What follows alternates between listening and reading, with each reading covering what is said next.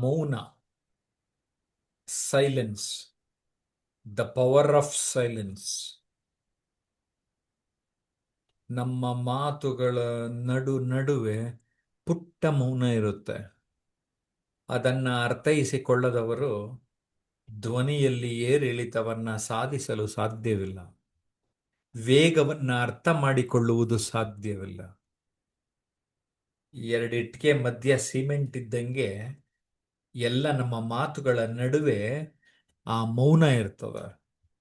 ಅಷ್ಟೇ ಅಲ್ಲ, ಪಂಕ್ಚುಯೇಷನ್ಸ್, ಕಾಮ, ಸೆಮಿಕೊಲನ್, ಆಶ್ಚರ್ಯಕರ ಚಿಹ್ನೆ, ಫುಲ್ ಸ್ಟಾಪ್, ಇವೆಲ್ಲ ನಮ್ಮ ಮಾತಿನಲ್ಲಿ ಆ ಮೌನದ ರೀತಿಯಲ್ಲಿ ಬರುತ್ತಿರುತ್ತದೆ.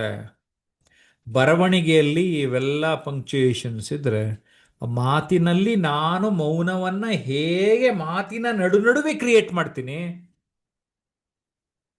That is very very important. So ಹಾಗಾಗಿ ಮಾತಿನ ನಡುವೆ ಇರುವ ಮೌನಕ್ಕೂ ಅರ್ಥವಿದೆ. ಆ ಭಾಷಣಕಾರ ಅರ್ಥೈಸಿಕೊಂಡವನು ಉದ್ಧಾರ ಆಗುತ್ತಾನೆ. ಇಲ್ಲಿ ಯುವರಾಜ್ ಹೇಳ್ತಾರೆ, ಮಾತು ಬೆಳ್ಳಿ ಮೌನ ಬಂಗಾರ ಅಂತ ಹೇಳ್ತಾರೆ. ಹೌದಲ್ವೇ? ನಾವು ಮಾತು ಹೇಳ್ಕೊಡೋರಾದ್ರೂ ಮೌನವೇ ಯಾವಾಗಲೂ ಬಂಗಾರ. ದೇವರಾಜ್ ಗೌಡ ಹೇಳ್ತಾರೆ, ಜೀವನ ಅರ್ಥವಾದಂತೆಲ್ಲ ಮೌನ ಜಾಸ್ತಿ ಇಷ್ಟವಾಗುತ್ತೆ ಸರ್ ಅಂತ. ಅರ್ಥ ಆಗೋವರೆಗೂ ಕಯ ಕಯ ಕಯ ಅಂತ ಜಾಸ್ತಿ ಮಾತಾಡ್ತಾ ಇರ್ತೀವಿ. ವಸುಂಧರಾ ಅವರು ಹೇಳ್ತಾರೆ, silence is a language of wisdom. ವಾ, ಗ್ರೇಟ್ ಮೇಡಮ್. ನಿಮ್ಮ ಬುದ್ಧಿವಂತಿಕೆ, ನೀವು ತುಂಬ ದೊಡ್ಡವರು ಬೆಳೆದಿದ್ದೀರಿ ಅಂತ ಹೇಳಬೇಕಂದ್ರೆ ನಿಮ್ಮ ಮೌನನೇ ಹೇಳುತ್ತೆ. ಗ್ರೇಟ್. ಪದ್ಮಾ ಅವರು ಕೂಡ ಮೌನ ಬಂಗಾರ ಅಂತ ಹೇಳಿದಿರಿ. ಬಂಗಾರದ ಬೆಲೆ ಅದಕ್ಕೆ ಜಾಸ್ತಿ ಆಗಿರೋದು ಈಗ. ಆ ಬೆಲೆ ನಿಮಗೂ ಆ ಮೌನದ ಬೆಲೆನೂ ಅಷ್ಟೇ ಜಾಸ್ತಿ ಅಂತ ನೀವು ಭಾವಿಸಿ. ರಂಜಿತಾ ಸಿದ್ದು ಅವ್ರು ಹೇಳ್ತಾರೆ, ಮೌನಂ ಶರಣಂ ಗಚ್ಛಾಮಿ, ಬುದ್ಧಂ ಶರಣಂ ಗಚ್ಛಾಮಿ. ಅದಕ್ಕೆ ಬುದ್ಧ ಮೆಡಿಟೇಷನ್ ಸ್ಟೇಟ್ ಕೊಟ್ಟೋಗಿದ್ರು. ಇಡೀ ಪ್ರಪಂಚದಲ್ಲಿ ಎಷ್ಟೊಂದು ಜನ ಈಗ ಬೌದ್ಧ ಅನುಯಾಯಿಗಳು ಕೂಡ ಇದ್ದಾರೆ. ಶ್ರೀಲಂಕಾದಲ್ಲಿ ಒಂದೇ ಒಂದು ಬುದ್ಧನ ಹಲ್ಲು ಪಳೆಯುಳಿಕೆ, ಆ ಹಲ್ಲಿನ ಮೇಲೆ ಒಂದು ದೊಡ್ಡ ದೇವಸ್ಥಾನ ಮಾಡ್ಯಾರ್ರಿ. ಶ್ರೀಲಂಕಾಗೆ ಹೋದಾಗ ನೋಡ್ಕೊಂಡ್ ಬಂದೀನಿ ನಾನು. ಅಂದ್ರೆ ಆ ಬುದ್ಧನ ಮೇಲೆ ಎಷ್ಟು ವಿಶ್ವಾಸ ಇಟ್ಟಾರೆ. ಬುದ್ಧ ತನ್ನ ಮಾತುಗಳು, ತನ್ನ ಪ್ರವಚನಗಳು ಎಷ್ಟು ಪ್ರಭಾವ ಬೀರಿದ್ದಾರೆ. ಧ್ಯಾನ, ಮೌನಕ್ಕೆ ಮತ್ತೊಂದು ಅರ್ಥ ಧ್ಯಾನ. ಆ ಧ್ಯಾನದ ಮಹತ್ವವನ್ನ ಸಾರದವರು ಅಂದ್ರೆ ಬುದ್ಧ. ಓಕೆ. ಪದ್ಮಾ ಅವರು ಮತ್ತೆ ಮಾತು ಬೆಳ್ಳಿ ಅಂತ ಹಾಕಿದ್ದೀರಿ. Okay, good. ಆದರೆ ಬೆಳ್ಳಿ ಬೆಲೆನೂ ಜಾಸ್ತಿ ಆಗಿದೆ. ಕಾರಣ ನೀವು ಚೆನ್ನಾಗಿ ಮಾತಾಡಿದ್ರೆ ನಿಮ್ದು ವ್ಯಾಲ್ಯೂ ಜಾಸ್ತಿ ಆಗತ್ತೆ ಅಂತ. ಓಕೆ. ಶೀಲಾ ಅವರು, ಮೌನಕ್ಕೆ 1000 ಮನಸ್ಸುಗಳನ್ನು ಗೆಲ್ಲುವ ಶಕ್ತಿ ಇದೆ. ಮೌನವಾಗಿ ಜಗತ್ತಿನ ಕಡೆ ತಿರುಗಿದರೆ ಜಗತ್ತನ್ನೇ ಗೆಲ್ಲಬಹುದು. ಓಕೆ. ಕನ್ನಡತಿ ಶೀಲಾ, ನಿಮ್ಮ ಪುಸ್ತಕಗಳು ನನ್ನ ಸಾಧನೆಗೆ ದಾರಿ ಅಂತ ಟೈಪ್ ಮಾಡಿದ್ದಾರೆ. ಹೌದು, ಪುಸ್ತಕಗಳು ಸೈಲೆಂಟಾಗೇನೆ ನಮ್ಮ ತಲೆ ಒಳಕ್ಕೆ ಹೋಗಿ ಅರ್ಥ ಮಾಡಿಸ್ತದೆ.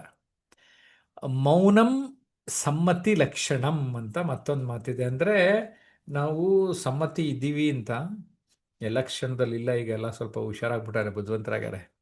Okay. Lakshmikant, silence is a next step of action. Okay. Then ಮೌನ ನಾನಾ ಅರ್ಥಗಳನ್ನು ಹೇಳುತ್ತೆ ಸಾರ್ ಅಂತ ಶಿವಲೀಲಾ ಅವರು ಹೇಳಿದ್ದಾರೆ. ಉಮಾ ಅವರು, silence can express more meaning than thousands of words. Wow, ಬುದ್ಧಿವಂತರಾಗ್ಬಿಟ್ಟಿದ್ದಾರೆ ಉಮಾ ಅವರು.